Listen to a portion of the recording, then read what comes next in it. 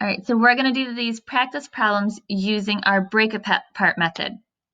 The break-apart method is very similar to the area model, except for we're not drawing the boxes, but we are following the similar idea of splitting apart the number based on its place value.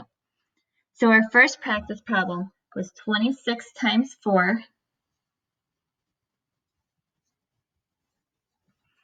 So again, we want to break apart the number by its place value. So if I look at 26, I know there's a 2 in the tens place, and that makes it worth 20.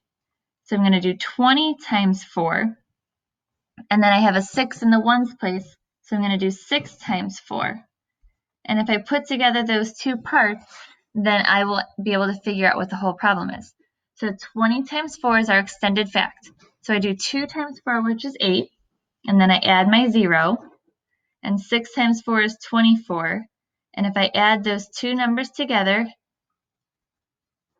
I get 104. So 26 times 4 equals 104. The second problem we have was 47 times 3. And that equals y. So we're going to break apart the 47. There's 4 tens, so it's 40 times 3. And 7 ones, so 7 times 3. 40 times 3 is that extended fact. That's why we worked with those so much at the beginning of the year. So 4 times 3 is 12, and add the 0. 3 times 7 is 21. And then if I add my two parts together, we get 141. So I can say that 47 times 3 equals 141. Our third problem was 68 times 5.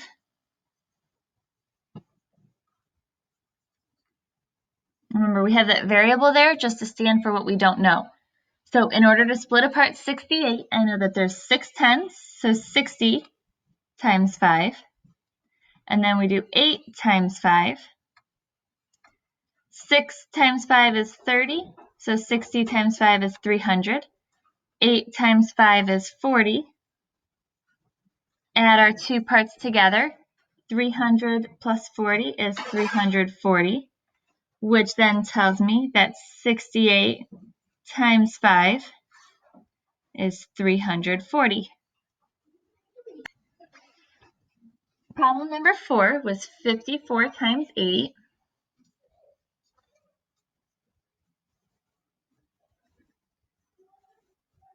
Okay. To break apart our 54, we have 5 tens, which is 50, and 4 ones, which is just our 4.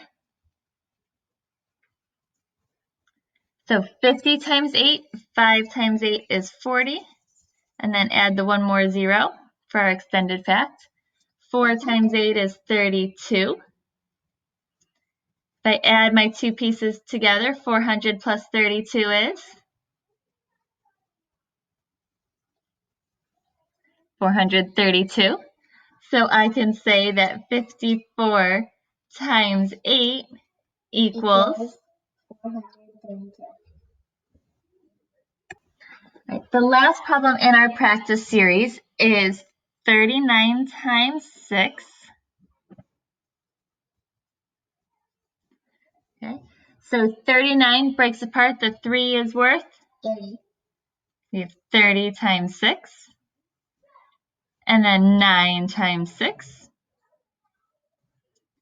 30 times 6 is that extended fact. 3 times 6 is 18. And add one more 0, so we get 180. 9 times 6 is 54. So when I add them up, 0 plus 4 is 154. 8 plus 5 is 13. And 1 plus 1 is 2. So then 39 times 6 is 234. 234.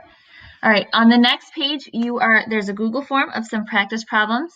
If you like the break apart method, you're going to try to use the break apart method.